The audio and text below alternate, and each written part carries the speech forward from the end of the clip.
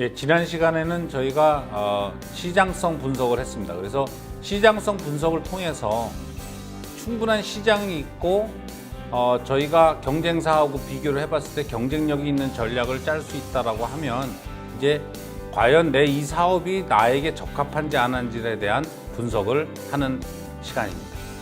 그래서 여기에서는 첫째, 사업 적합도 분석이 이게 무엇인지를 알아보고, 이 사업 적합도 분석에서는 자금력, 마케팅력, 제조력, 기술력, 원자재 확보력, 경영 지원 등을 갖다가 분석해서 내가 이 사업에 적합한지 아닌지를 판정하도록 하겠습니다.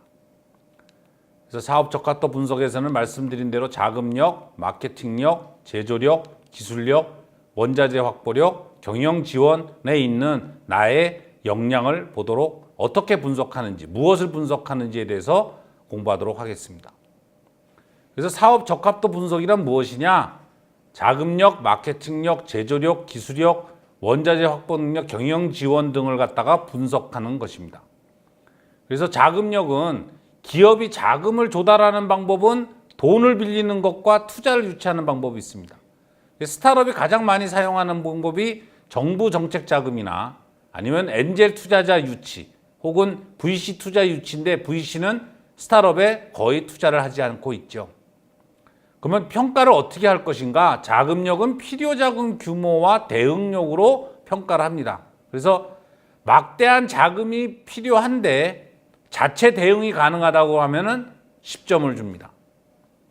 근데 누구에서나 조달은 가능한 규모이다라고 하면 5점인 것이죠. 그다음에 세 번째, 자체적으로 자금 조달이 어려운 경우에는 빵점을 주게 됩니다. 그래서 만약에 자체적으로 자금 조달할 수가 없다라고 하면은 이 사업을 수행할, 아무리 시장성이 좋고 내가 경쟁력이 있다 할지라도 자금 확보가 어렵기 때문에 사업을 진행하기가 쉽지 않을 것이죠. 다음은 마케팅 역량입니다. 기업의 마케팅 역량은 직간접 관련 마케팅 경험 보유 여부와 그다음에 마케팅 활동 수준 및 활동 역량으로 평가한다. 이 말은 무엇이냐면은 이런 사업에 경험이 있느냐 없느냐를 갖다가 보는 것이죠. 결국은 시장에 네트워크가 있느냐 없느냐. 그래서 만약에 이러한 이미 직간접 관련 마케팅 경험이 있어서 조기 시장 확보가 가능하다고 하면은 마케팅 역량이 있다라고 보는 것이고, 만약에 새로운 마케팅 채널이나 마케팅 인재 육성이 필요하다 그러면은 거의 빵점인 것이죠. 굉장히 이 시장에 진입할 수 있는 역량이 없다라고 볼 수 있는 것입니다.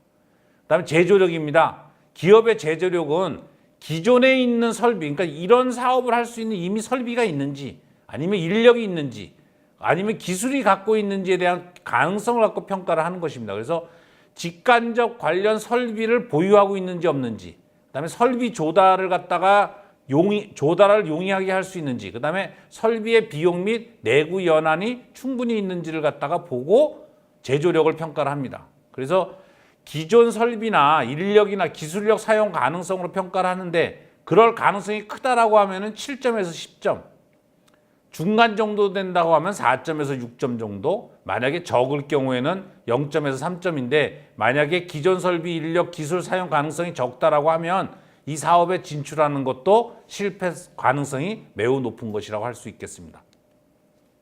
다음은 기술력입니다. 기업의 기술력은 기술과 서비스 기획력의 적합성으로 평가를 합니다. 그 말은 뭐냐면 사업 관련 기술 특허 등을 보유하고 있는지 없는지, 그 다음에 기술 수준의 경쟁력이나 기술의 개발 능력이 좋은지 안 좋은지를 보는 것이죠.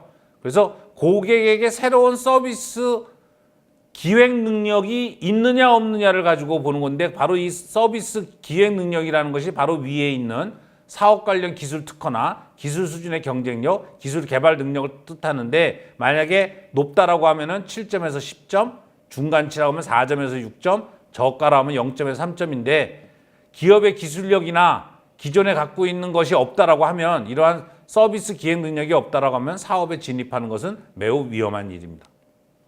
그 다음은 원자재 확보력입니다. 기업의 원자재 확보력은 부품이나 상품 정보 수집력으로 평가를 할 수 있습니다.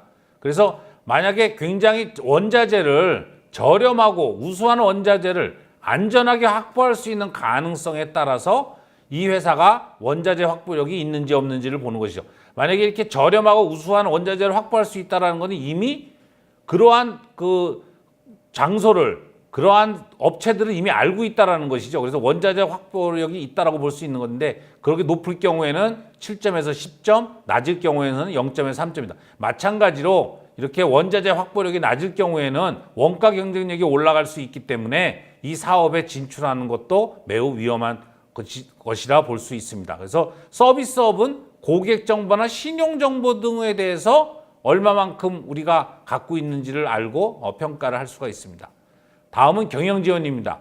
경영지원은 CEO의 참여도와 강력한 사업 추진자의 유무, 결국은 경영진이 얼마만큼 이 사업에 관심이 있느냐에 따라서 평가를 하는 것이죠. 그래서 CEO의 참여도는 기업 내 장기적인 비전하고 이 사업이 일치하는지, 그 다음에 사람과 자금 지원을 갖다가 CEO로부터 받을 수 있는지, 그리고 CEO가 사업에 자신감이 있는지를 보고 CEO의 참여도를 평가하는데, 높을 경우에는 7점에서 10점, 낮은 경우에는 0점에서 3점인데 CEO가 관심이 없는 사업은 성공할 가능성이 매우 낮습니다. 그래서 강력한 사업의 추진자 유무가 또 있느냐 없느냐도 매우 중요한 것이죠. 사장이 관심을 좀 덜 있어도 밑에 있는 사람이 강력하게 추진하면은 5점을 줄 수가 있고, 그렇지 않은 경우에는 감점을 하는데, 실질적으로 강력한 사업 추진자가 없다라고 하면 신규 사업에 참여하지 않는 것이 바람직한 것입니다. 그래서 이번 시간에는 사업 적합도 분석에 대해서 공부를 하였습니다. 요약을 드리면 사업 적합도 분석이라는 것이 무엇인지 알아봤고, 그 다음에 자금력, 마케팅력, 제조력, 기술력, 원자재 확보력, 그 다음에 경영지원, 이러한 것들에 대해서 어떻게 분석하는지에 대해서 공부하였습니다. 다음 시간에는 수익성 검토, 재무 분석에 대해서 공부하도록 하겠습니다. 감사합니다.